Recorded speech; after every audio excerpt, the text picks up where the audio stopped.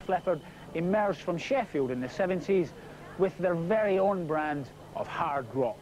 Now 12 years on, with album sales in excess of 25 million, the band are bigger than they've ever been. They've just embarked on a world tour. We caught them on the UK leg, and we're looking for Joe Elliott, Are We Not, Babe? I'm hot, get sweet, from my hand to my feet, yeah.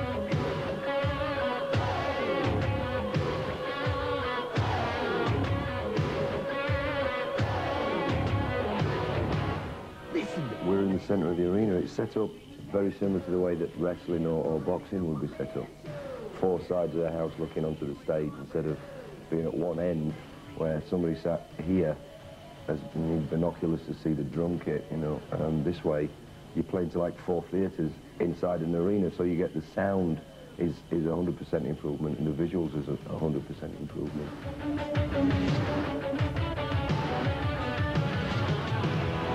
We always go out there to try and put on a good show.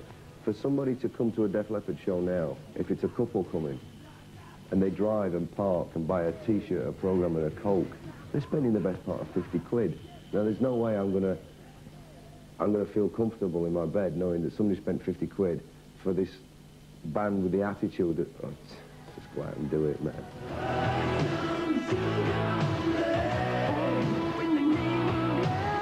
Def Leppard work their arses off on stage. And in rock music, that's something that's very important. You can't walk it, you've got to work it. Well, today they've only made 5 albums in a recording history of, what, 12 years. Hysteria sold 15 million copies worldwide. Pyromania sold 9 million copies worldwide. The current album, Adrenalize, has sold 4 million. And they've yet really to tour it. It's when they hit the road and they do their 15-month to 18-month tours that their albums really start to sell.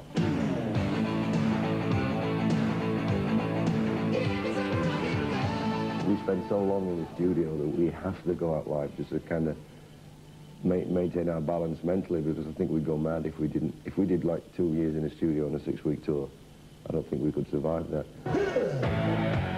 Unlike some of their heavy rock forebears, Def Leppard did not have to do a deal with the devil in order to have their share of troubles. Like a lot of bands, I've had a lot of bad luck. Their drummer was a guy, still is a guy called Rick Allen. He rolled a car just outside Sheffield and lost his arm. Now, to lose your arm if you're a drummer, really you'd think that would be the end of the job. And really you'd think you'd actually walk away, which he wanted to do. But the band said, no, we will find some way of keeping you in the band.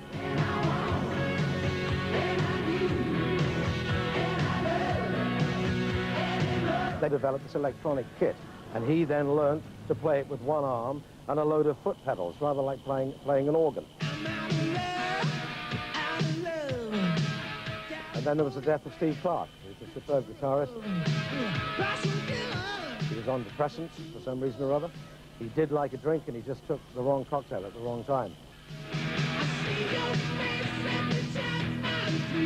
I just wish that Steve was still alive, but, you know, if you want my honest opinion, had he been a truck driver or had he still been a lathe engineer, he'd be dead anyway.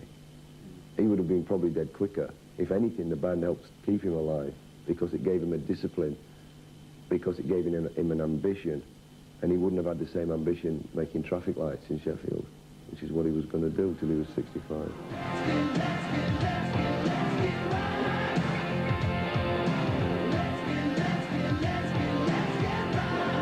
The band is like tightened up and vocally improved and everything, and it's given us like a whole new lease of life.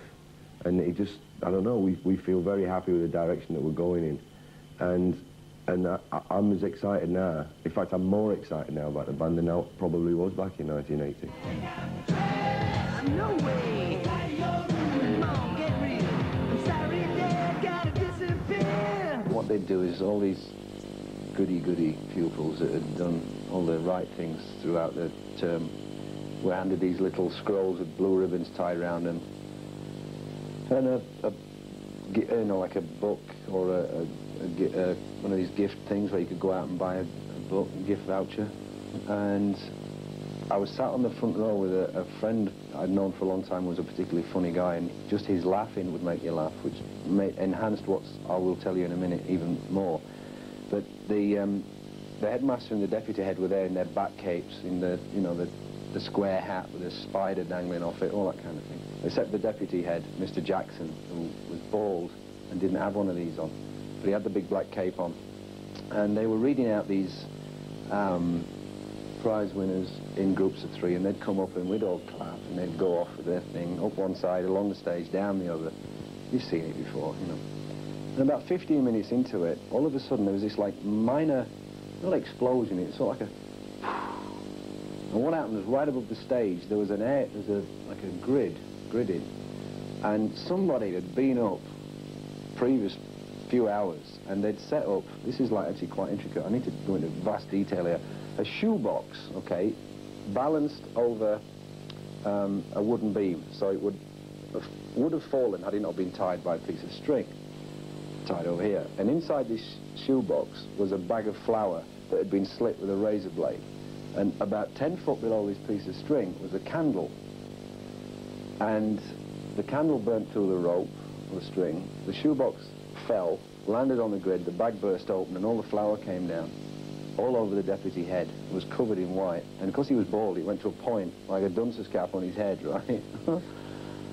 And after about 10 minutes of, like, the whole school cracking up and falling out the balcony laughing, and even some of the teachers had to walk out because they were sniggering, the headmaster threw a wobbler and shouted for everybody to shut up, and he asked Mr. Jackson to carry on, who was still there covered in this white powder. And he read out 2 more names, and then the 3rd name he read out was Whitehead. And of course, everybody cracked up again, and by then it was just like, it was mental time. He made the front page of the Sheffield Star. Flower power hits Sheffield School.